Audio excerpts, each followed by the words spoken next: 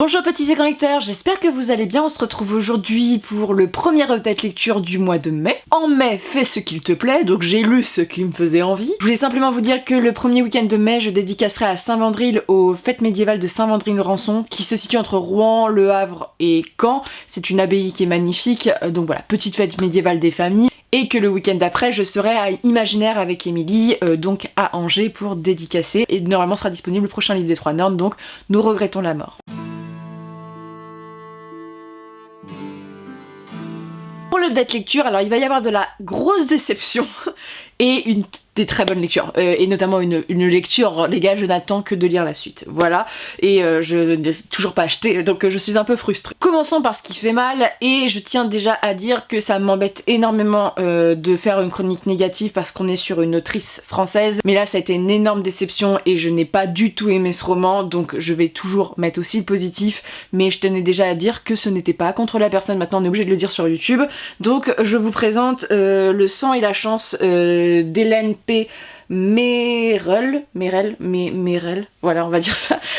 Donc je vous en ai déjà parlé sur Twitch, grosse déception ce roman, surtout que le prologue et le début du livre étaient très très bons et que la couverture, comme vous pouvez le voir, faisait plutôt référence à de la fantaisie orientale qui est un peu mon péché mignon.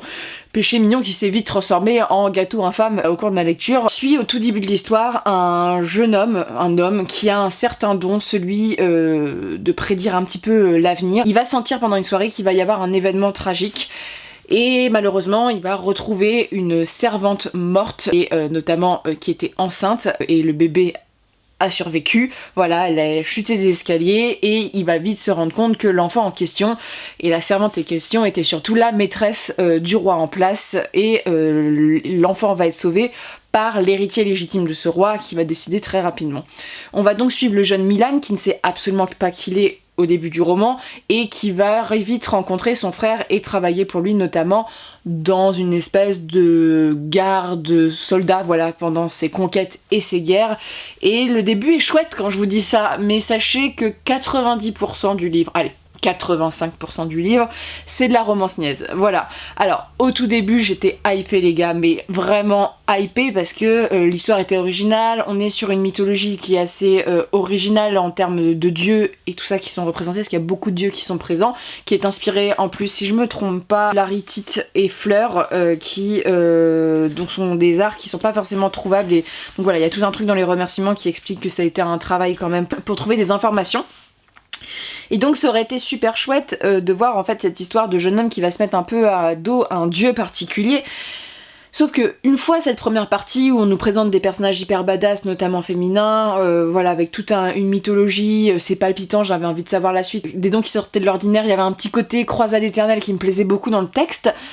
Et bah le personnage de Milan, qui a autour je pense de 35-40 ans dans mes souvenirs, qui a eu une première femme, va se sentir pousser des ailes, surtout il aime bien une jeune fille qui doit avoir 18-20 ans, et il va tout faire pour la protéger, sauf qu'en fait le récit, malgré le fait qu'on va dans des endroits qui sont assez intéressants, comme je vous dis, tout ce qui est mythologie autour des dieux, c'était super chouette, il y a des scènes notamment avec une déesse qui séduit les hommes et tout, vraiment tout ce qui est lié aux dieux, tout cet univers-là, tout ce côté pictural presque qui sort du texte avec toutes ces références à cet art particulier, aussi les combats, tout le côté en fait world building est super chouette, mais l'histoire, ça ne l'a pas fait du tout avec moi parce qu'en fait, c'est de la romance. Mais quand je vous dis que c'est de la romance, c'est que ça devient de pire en pire au niveau du texte. Alors au début, comme je vous dis, c'est l'histoire de Milan. On s'attend vraiment à voir des combats et tout, parce que il y a vraiment dans le texte un décalage au niveau du ton du récit, c'est assez perturbant.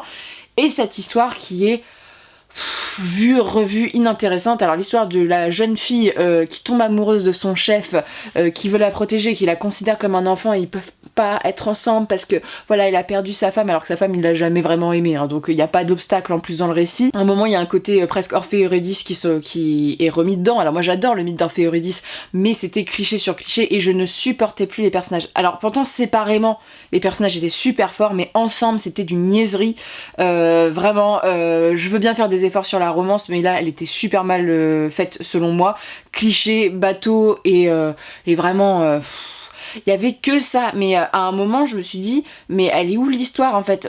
J'ai l'impression qu'il y a même 2 auteurs, tu vois, dans le texte où il y a un côté intéressant et là on tombe dans un truc de pathos et d'amour mièvre où je me suis dit, mais que ça s'arrête les gars, j'en pouvais plus. Donc voilà, totalement grosse déception. Ça a été d'autant plus une déception que le début promettait beaucoup de choses, que on va dire le premier 1/3 du roman est bon, mais le reste, mais franchement, je l'ai lu en lecture hyper rapide, c'est-à-dire que voilà, moi j'arrive à faire de la lecture rapide avec le temps, quoi, ça j'ai développé ce super pouvoir, mais même avec la lecture rapide, je me suis dit mais ça finit jamais, j'en peux plus, et les personnages me tapaient sur les nerfs, bref, ça m'a rarement autant agacée et je trouve ça hyper dommage de gâcher un potentiel comme ça, parce que là la couverture elle me ment, la 4e me ment et le début de l'histoire me ment sur le principe de l'histoire qui est une romance. Voilà, quand ton livre ne parle que de ça, au bout d'un moment que ça tourne autour que de ça, voilà, c'est de la romance et je suis même alors un peu étonnée que Bragelonne l'ait sorti dans cette collection Bragelonne, parce que ça aurait plus presque sa place chez Milady au vu du texte de la romance et tout qui est présent.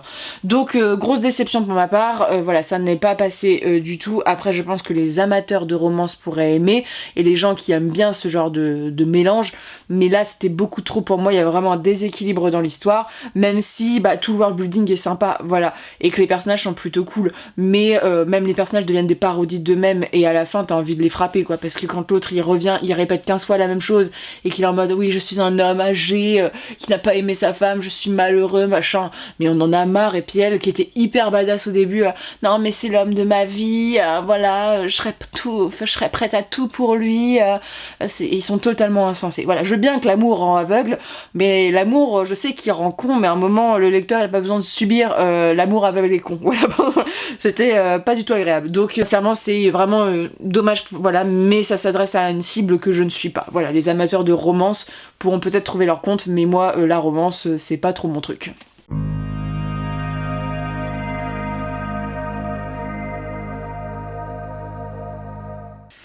Quittons les 60 nuances de grains de sable pour tomber sur des livres alors là qui ont été bien meilleurs selon moi. Alors celui-ci c'est un service presse aussi que j'ai reçu comme le précédent, j'étais très contente de le recevoir, je l'ai lu très rapidement et je le trouve encore mieux que le premier. Voilà, le premier j'avais bien aimé, j'avais pas trouvé non plus toute la hype autour de ce livre, simplement le fait que c'est très original de faire ça en France, mais là le deuxième ça donne un coup d'élan au récit et je suis même en train de lire la deuxième partie on va dire. Je vous présente 3 lucioles capitales du sud, donc de Guillaume Chamanadjian.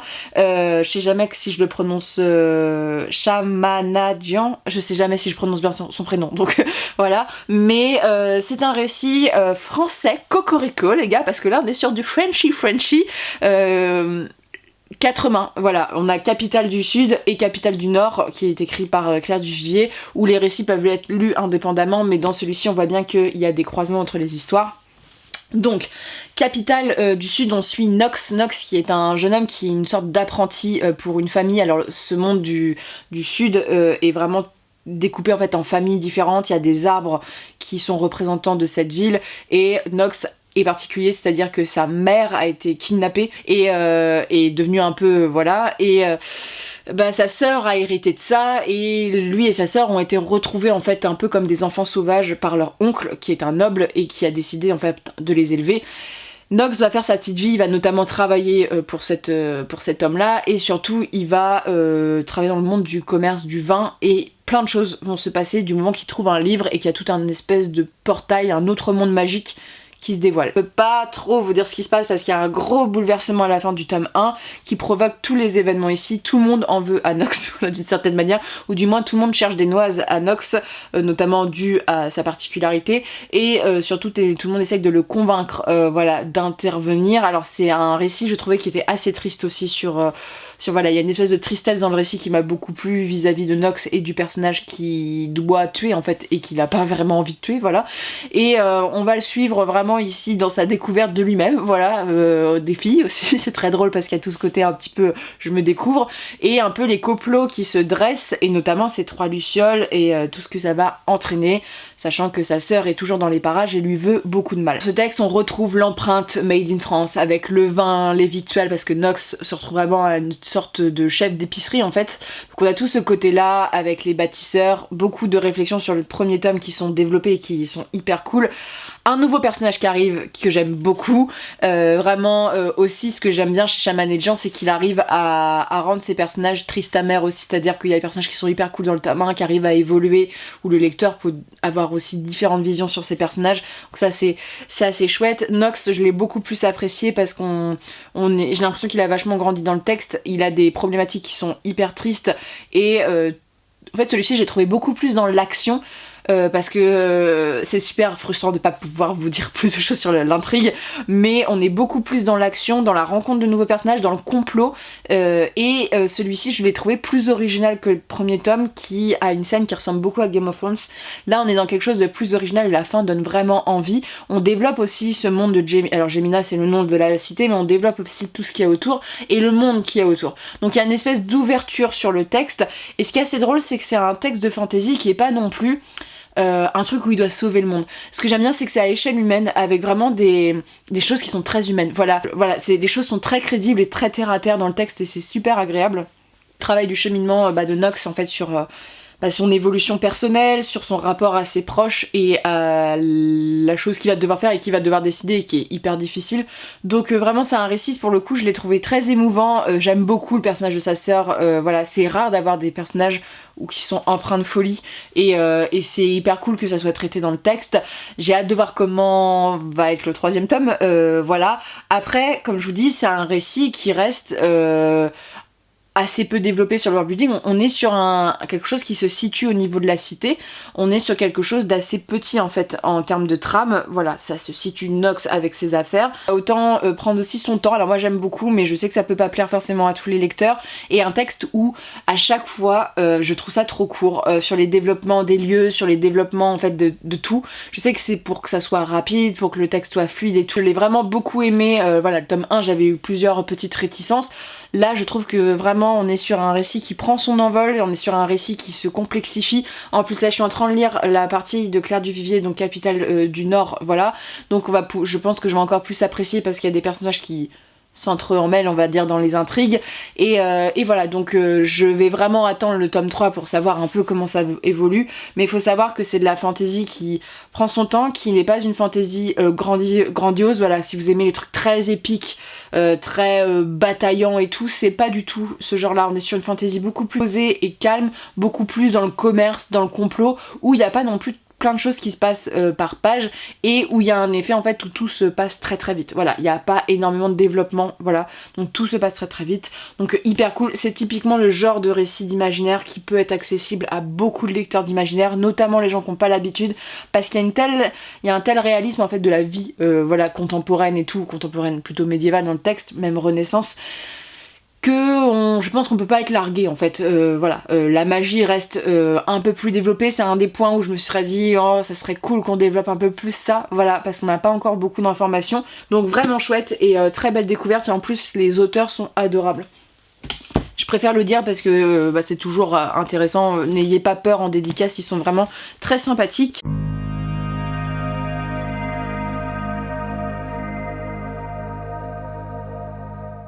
Et ensuite, le bébé d'amour, le bébé d'amour, oh là là, je suis frustrée de pas avoir la 2e partie, j'ai craqué.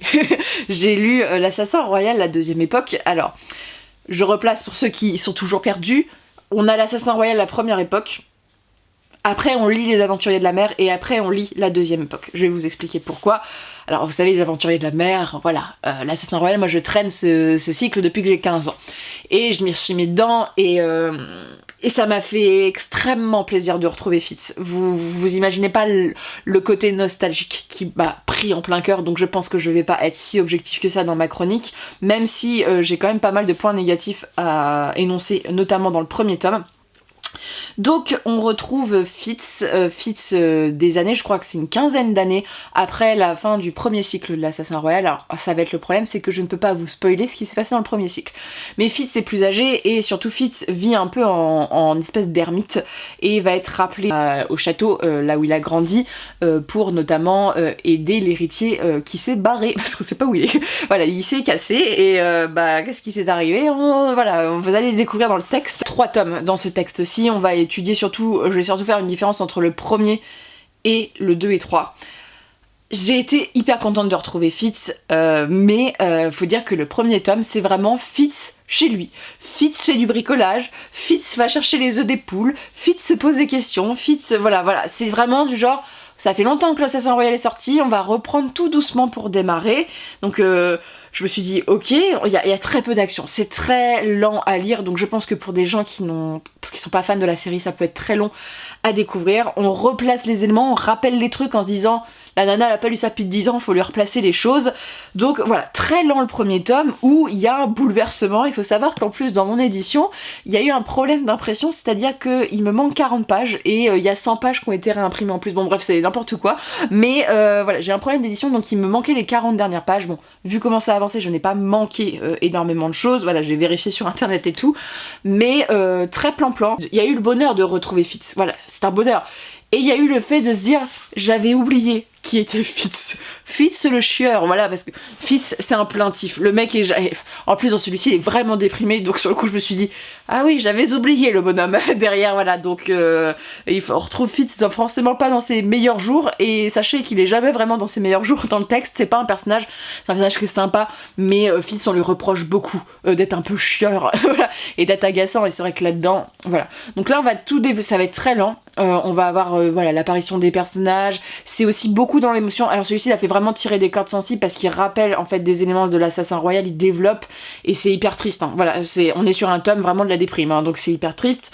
Donc voilà, très lent, Fitz est chiant, et pas d'action. Donc sur le coup je me suis dit, oh, qu'est-ce que c'est plan-plan, mais je vais me faire chier et tout.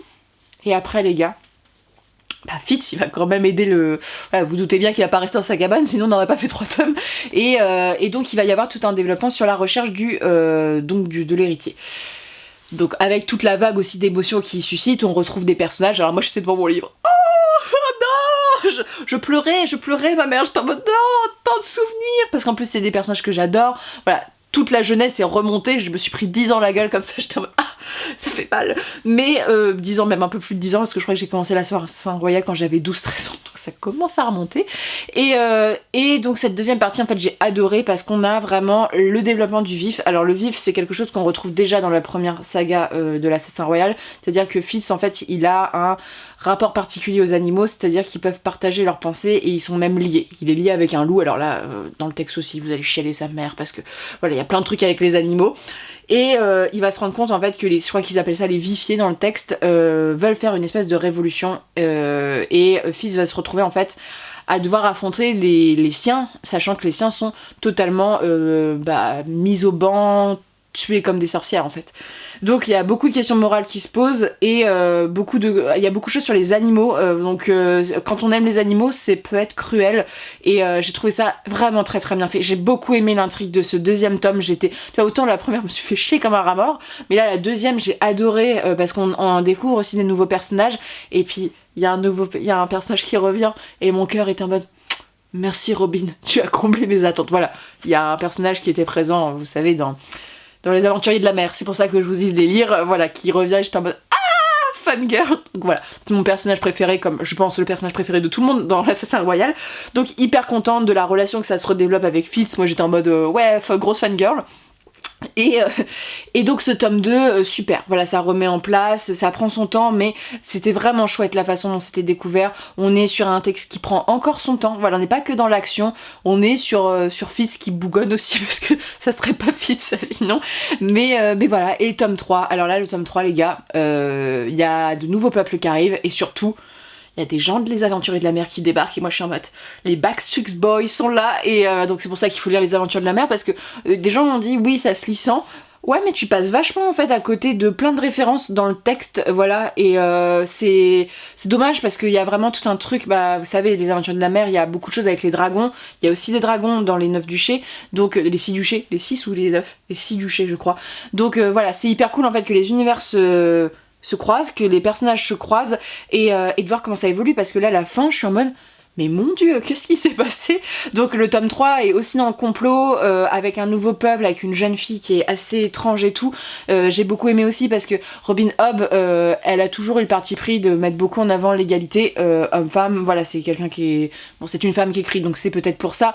Mais par exemple, on est sur le nouveau peuple qui arrive, on est sur une matriarchie où la jeune fille, se retrouve à un monde, confrontée à un monde très masculin, voilà, qui met la femme un peu de côté. Donc en fait on la comprend et en même temps elle a des actions, c'est hyper intéressant, c'est hyper riche, les complots sont cool et retrouver les personnages des Aventures de la Mer, moi j'ai fangirlé et voilà, j'étais en mode ah mon dieu, donc vraiment super chouette. Mais là tu sais, ça fait vraiment l'idée que c'était les 3 tomes. Alors sur le premier, l'introduction, c'était une introduction, il y avait rien d'autre à dire, c'était du genre Fitz fait les courses. Le deuxième, ok, il y a ça qui s'est passé dans le royaume, il y a ces problèmes-là qui se développent. Le troisième, ok, on a de nouveaux problèmes. Ah, ça fait peur. Et il y a des nouveaux peuples qui veulent rentrer en communication. Fitz reprend un peu du poil de la bête. Voilà, et après, tu sais que ça va décoller. Je sais que le prochain intégral, ça va être ouf, parce que, vu comment ça se passe, c'est un tome aussi qui joue beaucoup sur les émotions. Alors sachez que si vous avez adoré l'Assassin Royal, vous risquez de pleurer parce qu'il y a beaucoup de choses très tristes dans le texte. Voilà, je ne vais pas développer, mais pour ceux qui l'ont lu, je pense que vous ne pouvez pas avoir échappé à ces moments hyper tristes. Et Robin Hobb, ce que j'aime beaucoup, c'est que dans ce texte-là, elle pose beaucoup de questions sur ce qui est bien et ce qui n'est pas bien. Non, sur le fondement du bien et du mal, un peu d'une certaine manière, ou du moins Fitz fait des choses qui sont quand même très grises. Voilà, je trouvais qu'en fait ce qui est l'avantage avec l'Assassin Royal, c'est qu'on était en train de balancer sur des personnages beaucoup plus adultes. Voilà, et par contre, je dois vous dire, et ça c'est sincère ce que je pense, on avait Royal dans le premier livre, qui était un personnage extrêmement charismatique comme méchant, et là en fait ça manque un peu d'un antagoniste qui pose ses balls, quoi. Donc voilà, ça va jouer sur vos émotions, c'est